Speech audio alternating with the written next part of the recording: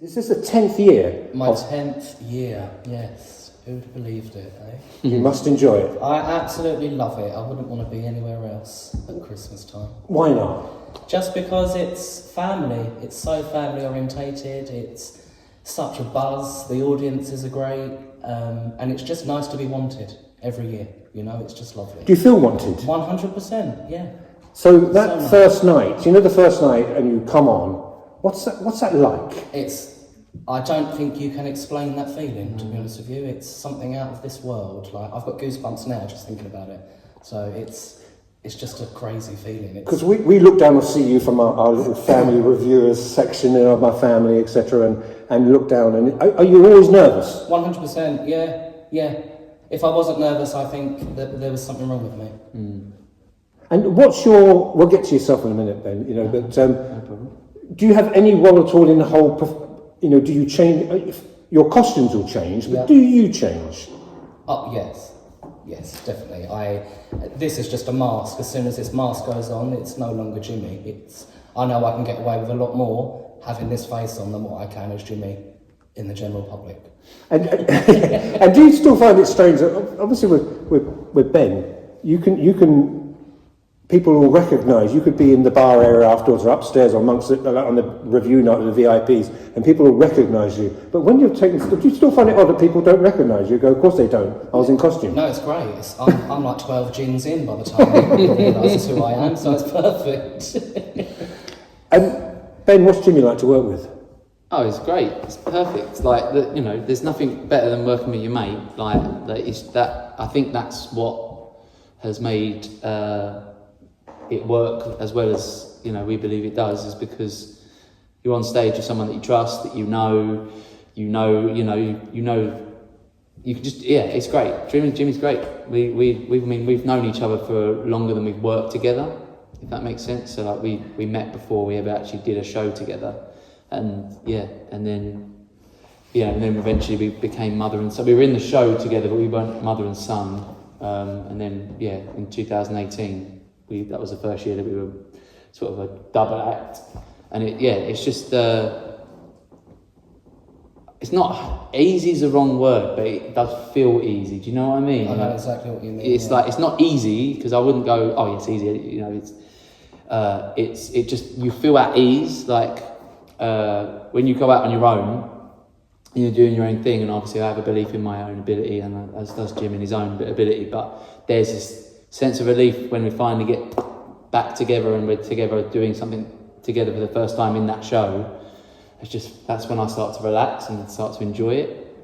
It's like a comfort blanket, isn't it? Knowing that the other one's coming on any moment to carry on that story with you. But there's lots of stuff in the pantomime it's just really complicated, and every year in year you still see it, but still think, you know, how do I describe this? When you're passing things and you're going numbers and 1 to 12. Oh, yeah. How much work does that take? A lot. Yeah, you have to get it wrong a lot of times before you get it right, I think, is the thing, because, you know, every time you get it wrong, you kind of learn, oh yeah, that's wrong because of this, and it goes wrong for a long time, and then at some point it's one of those magical little things where sometimes one day it just clicks and everyone goes, oh yeah, that's it, we've got it, it's in the body now. But would we know as members of the public if it went wrong? No.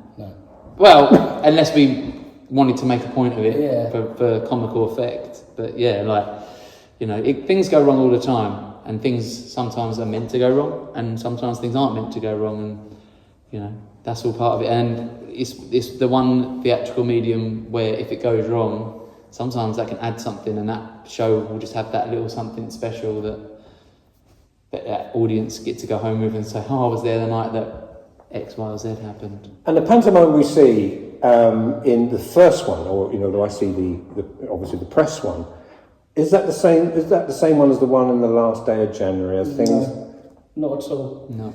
I think if you was to come and see it 3 or 4 times throughout the run, you'd see the same show, but you'd notice things were a bit different. Things have been added. And generally that's if something's gone wrong in a previous show, it's got a great reaction, and we're like, let's try it again. Yeah. And if it works again, then it will stay in. Yeah, and also from the press, sometimes there might be a thing like after a first week, and then, you know, we'll go to Dan and be like, oh, this isn't really working, and Dan will watch it, and it might be a week, we'll just trim that up, or we'll cut that out because it's just not getting the reaction. And then, like Jim said, like there's things that go, oh, that really works. Why don't we try this? Oh, that also really worked. Why don't we try this?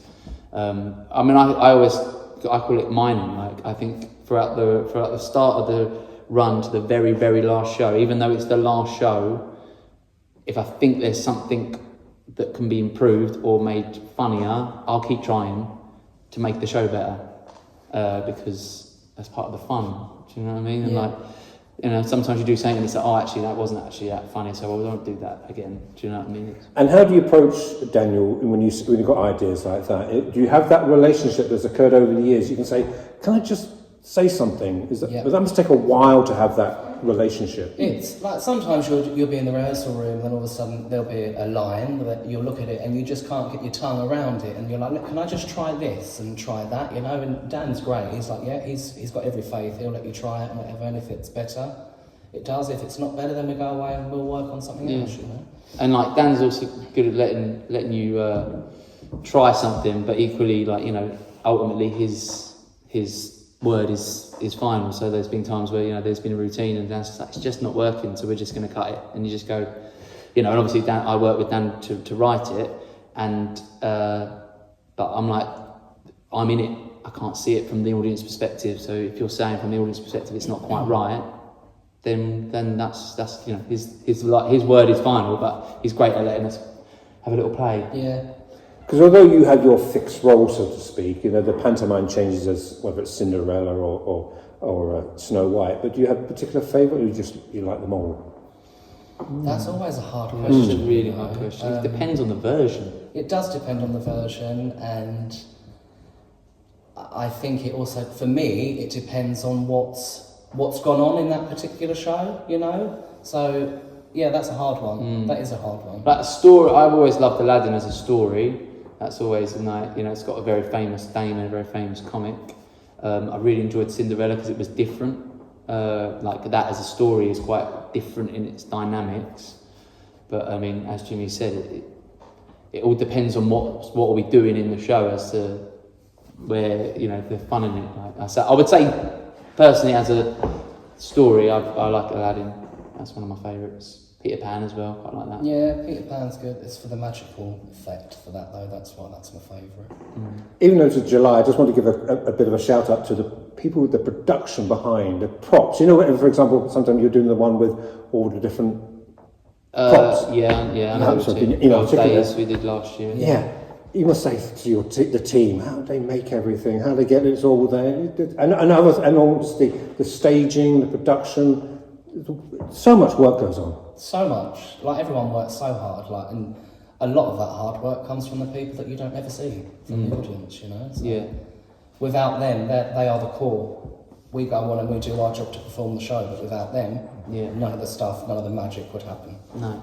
You also have colleagues who come and go, so to speak, but they're such fantastic singers, aren't they? You think, God, do you sometimes think, God, you're good? Yeah, every year. Yeah, and we're lucky, but you know, and this isn't throwing shade at any other way of doing it, but obviously we have always preferred to go after people that are trained in that field rather than famous for something else, if that makes sense. And you know, like people that were famous for being in a TV show, therefore are going to bring their TV show fandom to the show, whereas we always prefer to go for someone who's famous for being, or say famous, but like who has done musical theatre, because that's what it is. It's a musical theatre production. Do you know what I mean?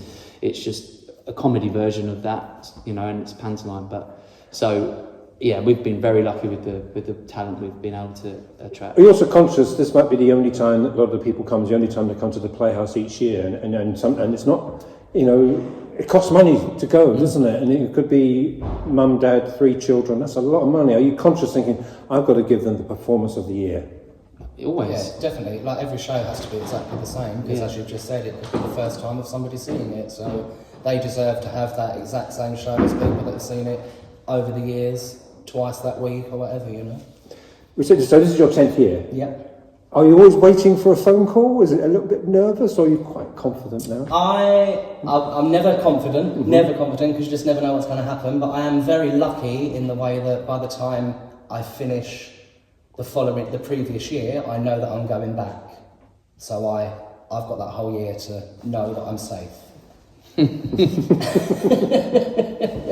And although, as I said, we're celebrating 10 years here, when do things start? Finally, when do things start? I mean, so we do a debrief in January. So myself, Daniel, and a couple of other people that work here, we do a debrief.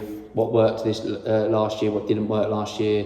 Where can we make improvements? And then it's literally from January it starts. We're booking the set for this year. We're looking at next year. So we're already looking at sets for 25, 26 and stuff like that. So I mean, yeah, it's basically the show that you see has been a year in the making, and from January to November it's being worked on. Okay. Well, I look forward to seeing the two of you. Your 10. Will there be any reference to in the pantomime to? I would have thought so. Yeah. You haven't aged. I like to think not. Still the same glitter.